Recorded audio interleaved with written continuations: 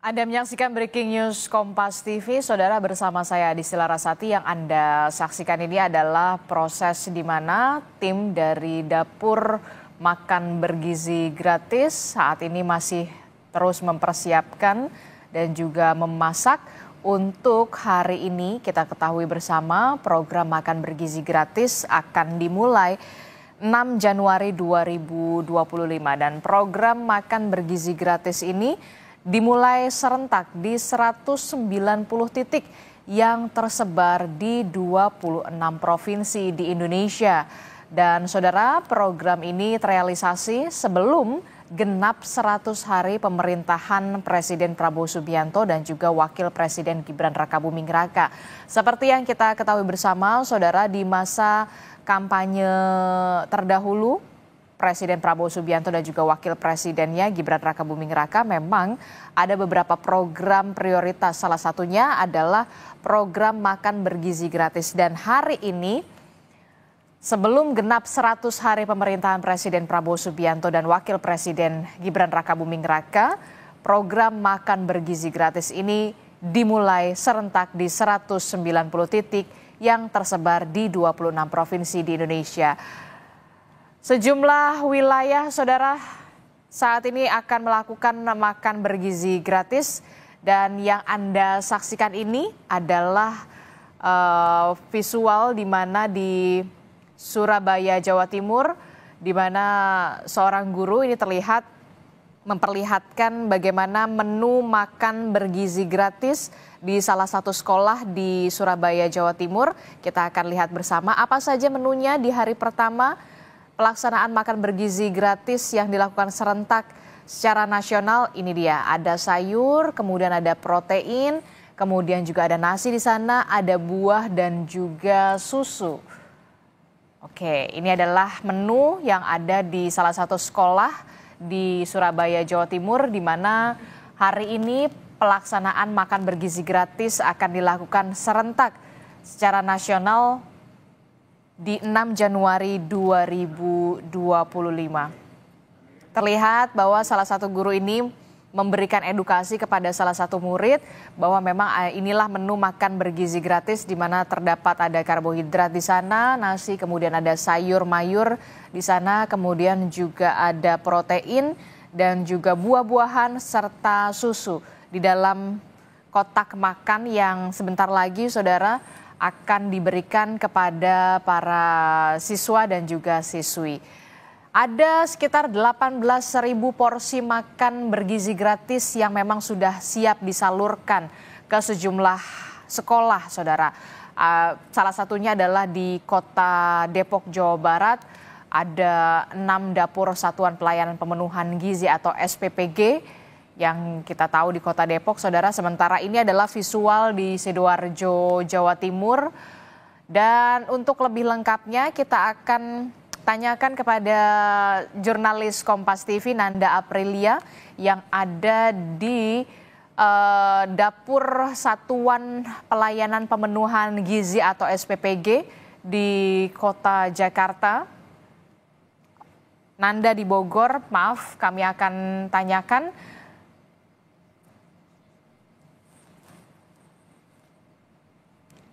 Oke, ada Nanda, jurnalis Kompas TV di Satuan Pelayanan Pemenuhan Gizi di Kota Jakarta di wilayah Palmerah. Selamat pagi, Nanda. Nanda, bisa digambarkan bagaimana situasi di dapur Satuan Pelayanan Pemenuhan Gizi atau SPPG di Kota Jakarta, salah satunya di wilayah Anda, kalau tidak salah di wilayah Palmerah. Seperti apa persiapan yang saat ini tengah dilakukan bersama dengan tim di sana? Nanda. Selamat pagi Adisti, betul sekali saat ini saya berada di Satuan Pemenuhan Pelayanan Gizi atau SPPG Palmerah, atau bahasa yang lebih mudah digunakan ini adalah dapur makan bergizi gratis. Pantauan kami sejak tadi pagi bahwa memang sudah sejak kemarin sebenarnya Adisti sudah tidak boleh adanya kunjungan yang bisa dilakukan ke dalam. Artinya memang hari ini kan sudah beroperasi dapur untuk makanan bergizi gratis. Nah, untuk hari ini tadi hanya beberapa media saja yang diperkenankan di dalam, dan itu juga harus dalam pendampingan dalam menggunakan SOP, di mana memang saat ini sudah beroperasi. Nah, bahwa pagi hari ini, Adisti dan juga saudara, ada kunjungan juga dari PCO atau dari Kantor Komunikasi Kepresidenan, yakni Dedek Prayudi, yang bersama dengan rencananya nanti pagi hari ini akan berkunjung ke beberapa sekolah di sekitar Jakarta Barat. Nah, nanti akan ada pejabat juga, Adisti dan juga saudara, yang akan turut mengawal. Mas Dedek, izin? Oke. Siap. Kita akan dengar penjelasan dari Mas Dedek Prayudi selaku dari Jubir Kantor Komunikasi Kepresidenan. Sudah? Oke nih, ya. Oke, jadi hari ini 78 hari Presiden Prabowo. Hari ini 78 hari Presiden Prabowo sudah bekerja. Dan pada hari ini kita sama-sama menyaksikan ya bahwa apa yang pernah dijanjikan oleh Presiden Prabowo semasa kampanye dulu, kini sudah mulai terlaksana, ya sudah mulai terlaksana dan mulainya juga mulai bertahap, ya.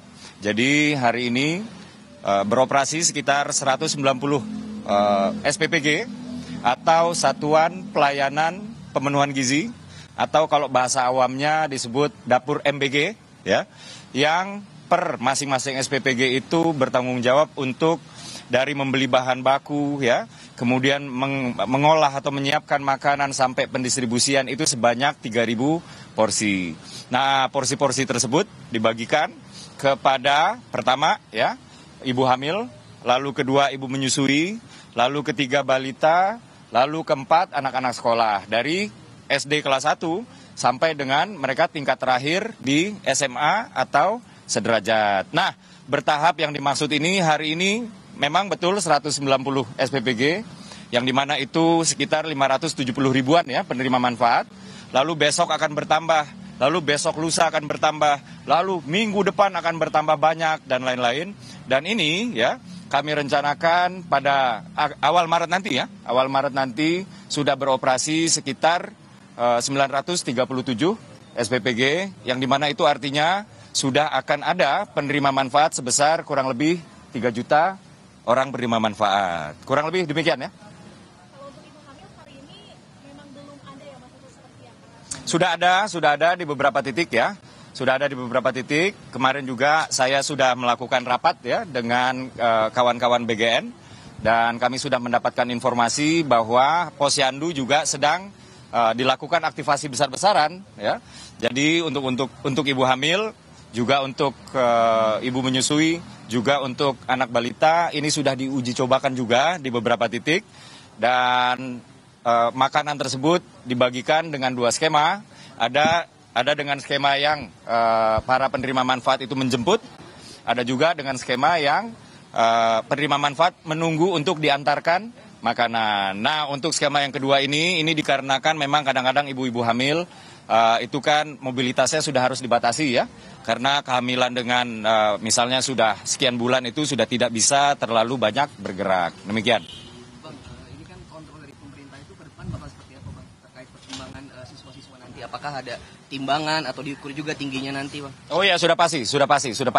Pada masa uji coba saja ya, kami sudah selalu bertanya dan kami minta data statistiknya ya, bahwa di sini ada target-target jangka pendek lah, kurang lebih seperti itu ya, yang untuk kita tingkatkan. Yang pertama adalah partisipasi sekolah.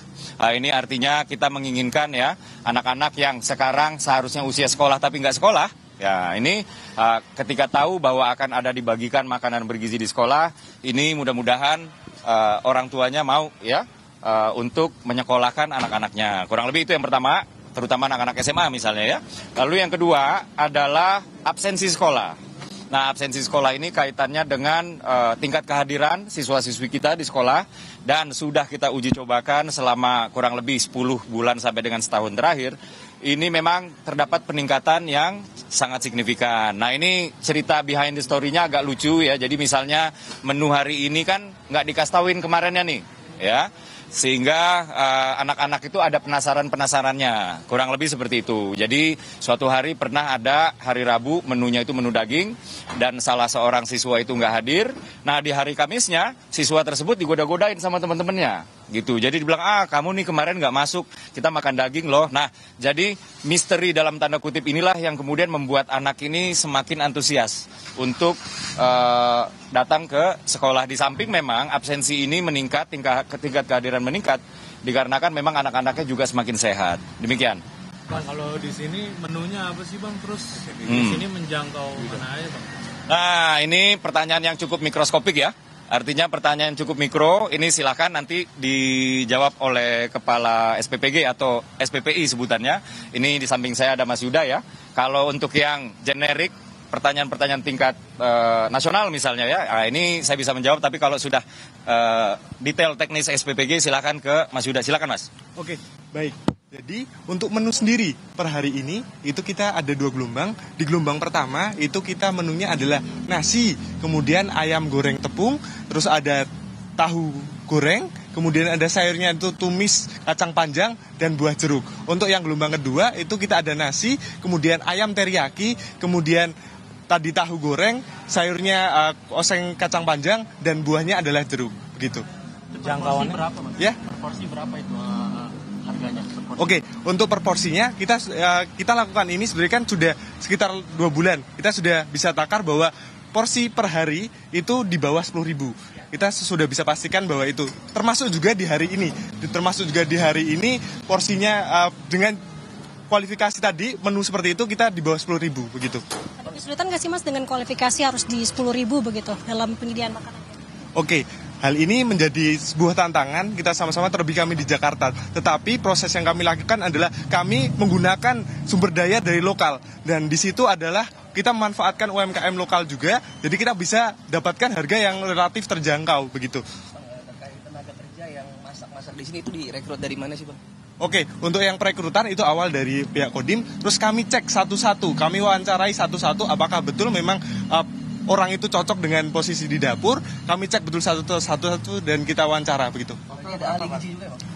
Ada, oke. Yang kita jelaskan, di sini ada 50, total ada 50 pekerja. Yang pertama adalah saya selaku Kepala Satuan Pelayanan Pemenuhan Gizi, kemudian ada ahli gizi, ada juga akuntan, asisten lapangan, kemudian kita masuk ke tim yang masak, persiapan 7 orang, kemudian ada tim masak 9 orang, pemorsian 9 orang, driver 4 orang, tim cuci alat 16 orang, CS 1 orang, begitu. Jangkauannya Bang? Bisa Mas Ya. Jangkauannya kalau Oke. SPPG ini? Baik, karena kami di wilayah Jakarta yang relatif penduduknya itu padat, posisi di kami ini paling jauh adalah 1,3 kilo, jadi relatif dekat begitu. Ya. Tadi Mas sempat jelaskan bahwa ada juga dari tim gizi gitu ya Mas. Mungkin bisa dijelaskan juga bagaimana sih prosesnya dari mendapatkan bahan baku kemudian hingga akhirnya dibuat dan bagaimana caranya untuk menjaga higienis dari proses pemasaran. Oke, kita runtut dari awal. Proses yang kita lakukan kita adalah susun menu terlebih dahulu. Kita susun menu, kurang lebih kita sudah punya 40 menu. Nah, kalau kita boleh florkan juga, kita sebenarnya punya daftar dari BGN itu ada sekitar 300 menu. Nah, jadi memang ini adalah kompetensi dari tiap-tiap SPPG berkolaborasi dengan ahli gizi. Nah, untuk penentuan menu, kita cek angka kebutuhan gizi, angka kecukupan gizi AKG yang diperlukan setiap masing-masing jenjang umur.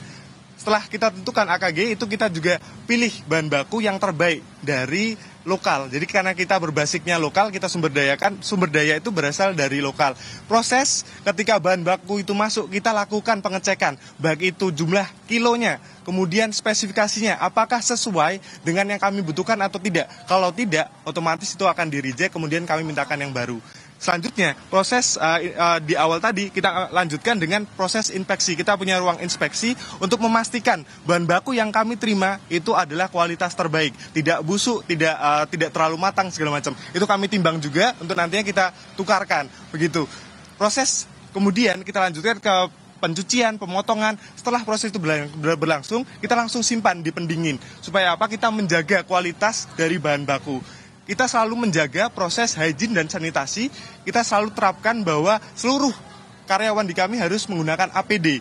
Kemudian juga setiap pelaksanaan, baik itu tim-tim tadi yang sudah kami jelaskan, di dalam pos-posnya selalu melakukan pembersihan secara umum. Setiap melakukan kegiatan, contoh nih tim persiapan, mulai jam 3 sore, ketika dia selesai jam 8, jam 9, dia harus menyelesaikan juga membersihkan di areanya. Sehingga nanti tim masak tidak lagi mengurusi dari pembersihan yang di tim persiapan, begitu kurang lebih. Bang, tadi kan disebut 2 gelombang. Sebenarnya ini untuk makan siang atau makan pagi sih? Oke, jadi 2 gelombang. Kenapa sih kok kita buatnya 2 gelombang? Jadi ini tergantung nanti juga masing-masing SPPG, sekolah-sekolah mana saja yang menerimanya. Nah, kalau kami ini adalah SPPG yang cakupannya cukup luas, jadi masyarakat yang kami dari sekolah yang kami dapati itu ada TK, kemudian SD, SMP. Nah, itu adalah yang menjadi mohon maaf, saya agak miss. 2 gelombang. Saya bantu Mas. Okay. Mas Yuda. Jadi kenapa 2 gelombang? Karena ini menyesuaikan jam-jam di sekolahnya masing-masing ya. Kalau misalnya SMP, ini kan jam setengah 12 dibagikan.